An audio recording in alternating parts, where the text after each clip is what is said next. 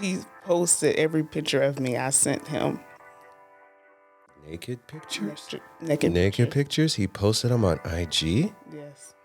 Oh, my Lord. And then in the bio, he put my phone number and my address. Wow. Yeah. Then he called Child Protective Services on me and recorded it and put it on Instagram. And they went to my children's school and everything and talked to my kids. Yeah. Yo. You must have that fire. If that's the case. This guy doing some shit like that. Yeah.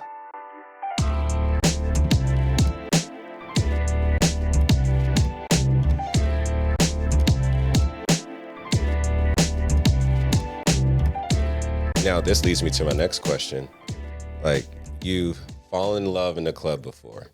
You found someone you really care about. How do you deal with the people that are stalkers, people that blow you up and be like, yo, I can't get enough of Judy. I need her in my life. I love her. I want her. Showing up at your doorstep, going crazy, Players Club style. Stalkers. OooWeee. Stalkers. Let's talk about the stalkers, man. What is your craziest stalker story? Oh, yes, the one that just stands out, that just comes to your mind right now. What is that stalker story? Okay, I had an ex I met on Instagram, and this is honestly like when I first started dancing. This was like my first boyfriend, honestly, in Atlanta, and he wasn't from here either. Okay. So he was from out of town. What part? I need to know where this guy said he's from. He lived in Detroit, but he was Detroit. Okay, but he was from Philadelphia. Philly. Oh, Philly. Oh, there were some roughnecks out of Philly. Okay, go back. No, he wasn't rough though. I'm gonna shut up. Let me shut up. I'm done. He was not rough. Okay. He wasn't rough. He just. Oh, are you defending him? Oh, no. Is there feelings there still? No. He was just crazy. Okay. Oh goodness. Okay, go ahead. Okay, so no, I met this guy. He was my ex. I met him on Instagram. So what first attracted me to him? We used to talk. We talked on the phone every day for literally, I think, 3 months before I even met him. Wow. So we got to know each other. You know, the communication. You know what I mean? So it's a big deal. Yes, for cancers, for sure. Yeah, absolutely. So, we got to know each other, and he was nice. He was sweet. Anyway, so the first time I met him, we got along. He took me out to eat. We talked or whatever. Do you remember what restaurant y'all went to in Detroit? I do, but I don't know the name. Okay. But it was a nice restaurant. It was a nice. Of course, everybody treats you nice. Of but course, yes, it was. Of course, it was a nice restaurant. Of course, it was nice.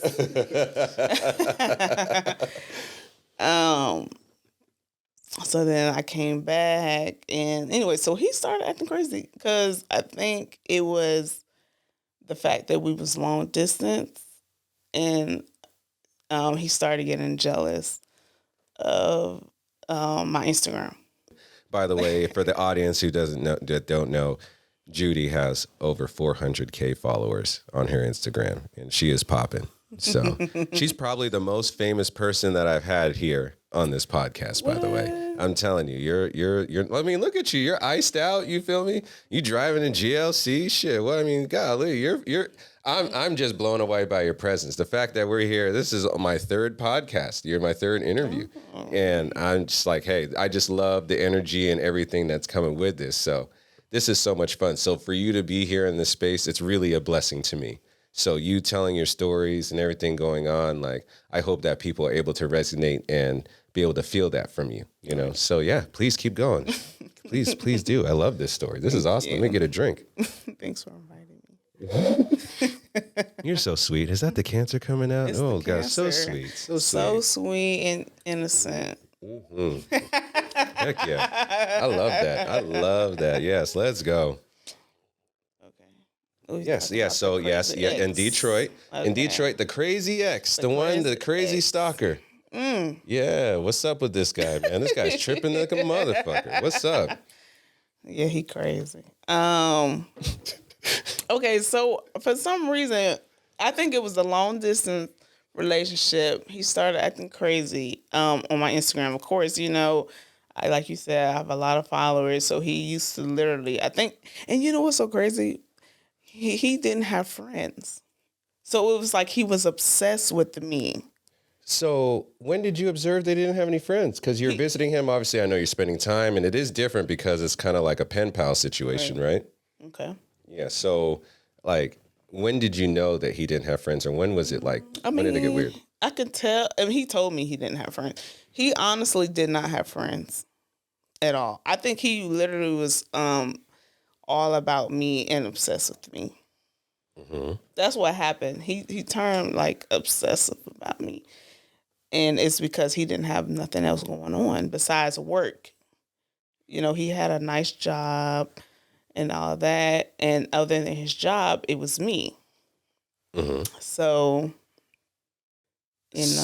So what was the dumping process like? How did you break it to him? It's like, it's not you, it's me. Like, how did that go? Okay, so because clearly he didn't listen, because I'm pretty sure he just started like going crazy. But like, what was that like? Because he had to get to the stalking point somehow, right? No, he's been stalking me. Yeah, I was gonna say, how did you? He's still stalking you to this day? Probably. Oh Lord. Okay, but how did you break up with him? How did you break up? Okay, I'm gonna tell you. Okay, so with him, he used to do crazy stuff like stalking me, and then he used to just act crazy about it. And then I would leave him. But I would go back because he always knew how to get me back, basically. And how did he get you back? That is the $1 million question. What was it?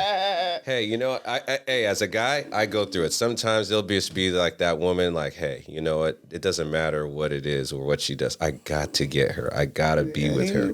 What is it? Like, how did he get you back? And even for women, because that's another thing, because there's always those times where you go and talk to your homegirls, and they'll be like, oh, this motherfucker ain't shit. He ain't nobody. He's fucking doing too much. And then the next thing you know, you go on IG, and you'll be like, yo, she went right back to him. What's up with that? Yep, he knew what to do. He used to always, like, he was like, he used to give me gifts, basically. And I used to go back. What was your favorite gift? What was your favorite gift that you got from him?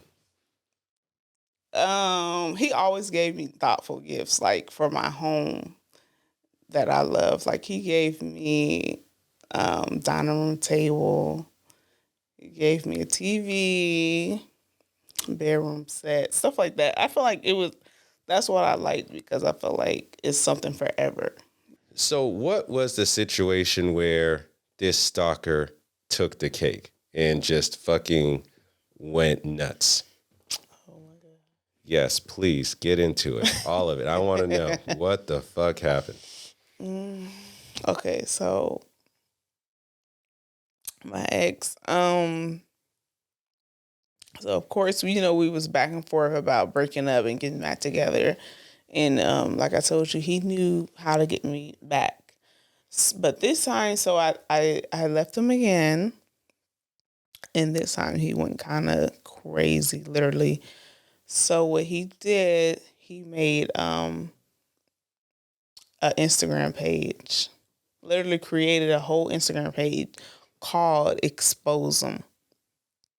And he was posting private pictures that I sent to him of me on that page.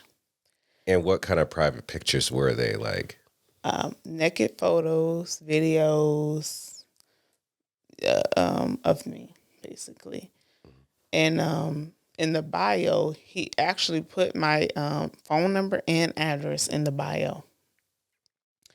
So on top of that, he literally followed everybody from Onyx, where I work at. So when you say followed everybody, was it like dancers, security, DJs, owners? Like what? He followed all the dancers. All the dancers. But of course, once you follow one dancer and they see what he's doing, they're telling everybody else, "Hey, look what's going on."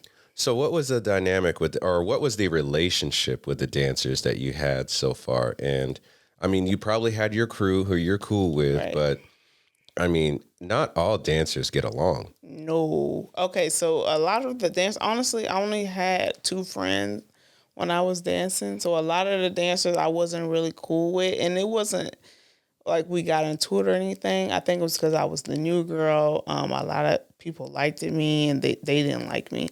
So a lot of the dancers, they really didn't care for me. And then on top of that, I'm not really like an open person.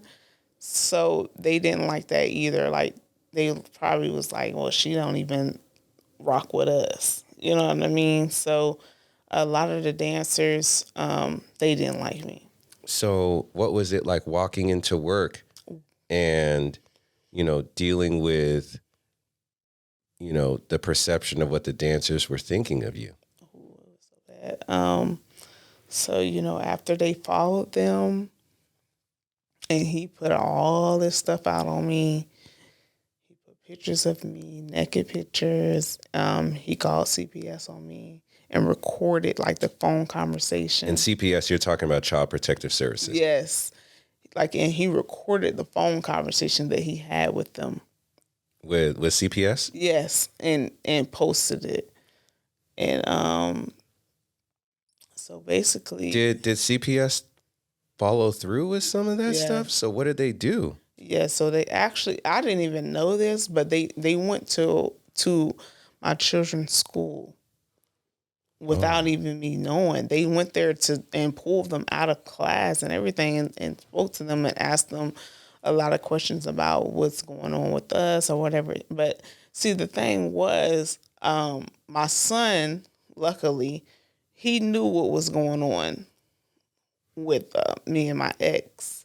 And he told them that, my mom, she has an ex-boyfriend and he's acting crazy about it or whatever, crazy. And once he told them that, they never even followed through with it at all. Like they never came back. They never even came to my house or anything. But it was just so embarrassing because the teachers are probably looking at me like, well, damn, what's going on at the house? You know what I mean? So it really was very embarrassing. Did any of your kids know that you were in the life? Yeah, my son knew, but we never really talked about it. Like it was something like he just knew, but I always told him like I was a bartender. That's what I told him, but I feel like he knew what it was, but it was never discussed at all. So you walk into work, your other coworkers know about this.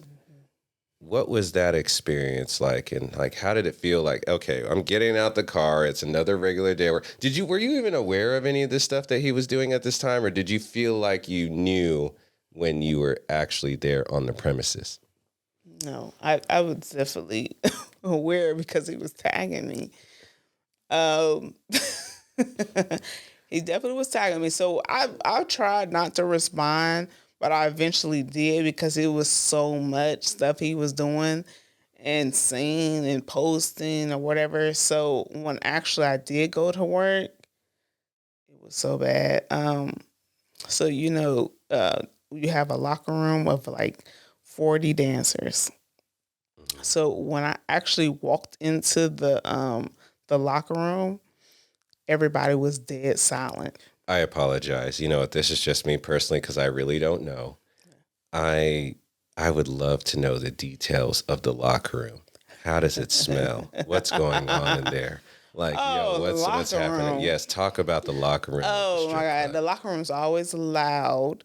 That's how I know it was crazy because the locker room is literally always loud. They always talking about gossip or what's going on or what customer this, what customer that, what they doing their hair, they doing their makeup, all that. and they wasn't doing it that day. Yeah, so when you walk in and then you're seeing all of their faces, like, who is the first face you saw there? It's just like, yo, what? Soon as I walked in, soon as it was dead silent. Dead silent in there. So everybody knew, because I feel like Everybody knew. you were one of the top dancers there. So Of course, at yeah. Onyx, yeah. So you were the one that everyone is looks to, that's getting money, dating the celebrities, dating the art, whoever it was at that time, right? So now you walk in and it's just like now, and you've always been reserved, I'm sure. Yeah. So I feel like there's probably even people that are trying to like, yo, I gotta get a crack at her. I need to know what she's about. So yeah. So now this is all out there. Like, so one person actually did try to question me.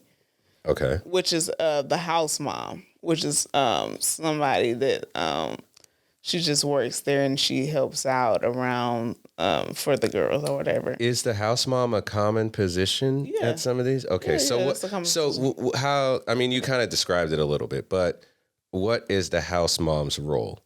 She basically because we have to do a tip out before we work, and everybody has to pay a certain amount before we work, and then we have to pay a certain amount after we work. So she makes sure she gets all the money for the club, and then she provides us like wipes, hair, brushes, everything we need to look good. And she was like, well, who did you piss off? Okay. Yeah, that's the first thing she said. And I was like, girl, just my ex. But I knew everybody knew about it. You can tell. And I just endured that moment.